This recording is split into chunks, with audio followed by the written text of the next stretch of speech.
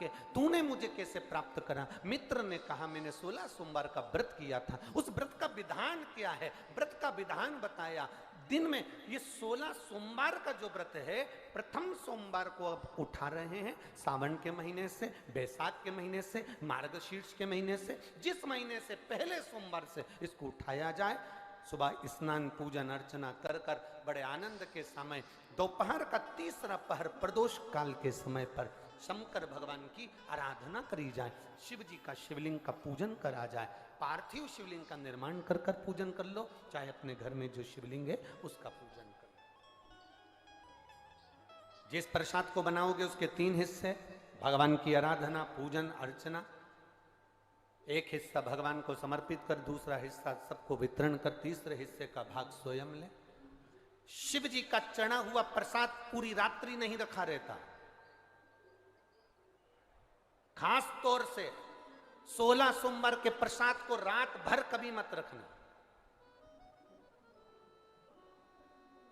हम 7 दिन जो बेलपत्र यहां से आप लोगों को, कई लोगों को देते हैं, 7 दिन में 5 दिन 4 दिन जो बेलपत्र आपको मिलती है, तो ये बेलपत्र हम उससे कहते हैं रात भर नहीं रखना। इसको मिले, तुम्हारे शरीर में कष्ट है, रोग है, बीमारी है, बड़े से बड़ा रोग है, लीवर किडनी कैंसर तक का रोग है, तुम्हें जो बेलपत्री दी गई है, उस बेलपत्री को तुम इसी पंडाल में कहीं ना कहीं बैठकर उसको खाकर बाबा की रज को अपने हृदय से लगाकर कह कर जाना, बाबा मुझे ये रोग है, समाप्त आप करना। जब 3 दिन कथा का बस केवल जो आखिरी दिन होता है, विराम का दिन होता है, वो बेलपत्री नहीं खाई जाती, उस बेलपत्री को तो रखा जाता। बाकी के जो बाकी के दिन की बेलपत्र होती है उसको खाते हैं।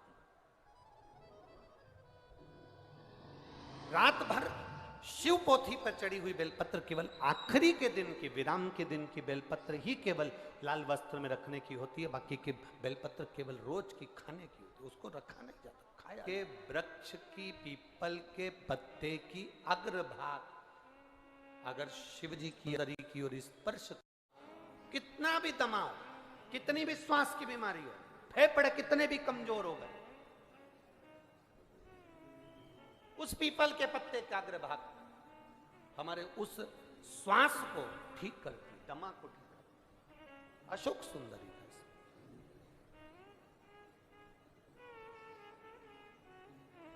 बेलपत्री। अब ब्राह्मण ने पूछा कि तुमने मुझे प्राप्त कैसे करा, का बता दिया, ऐसा ऐसा व्रत है, उसको करो। 17वें व्रत में इसका उद्यापन कर दो।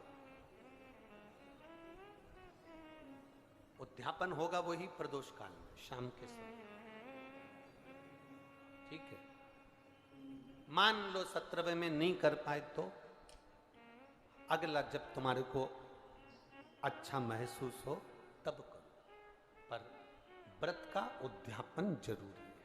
महापुराण कहती है, अगर एक दिन, शिव महापुराण की कथा कहती है, सोमवार के दिन भगवान शंकर को अगर जल चढ़ाया जाता है तो घर में विद्वत्ता का अनुभव होता है महाराज, बच्चे पढ़ने में प्रखर होते हैं महाराज।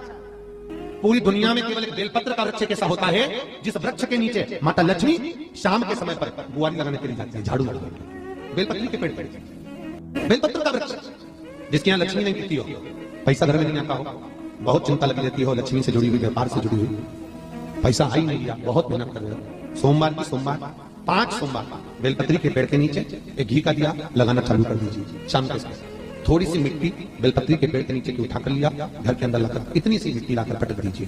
5 सोमवार करके देखो, 6ठे सोमवार पे करने की जरूरत नहीं पड़ेगी, व्यापार अपने आप बढ़ना चालू हो जाएगा। लक्ष्मी शाम के समय पर प्रतिदिन बेलपत्र के पेड़ के नीचे बुआरी लगाना।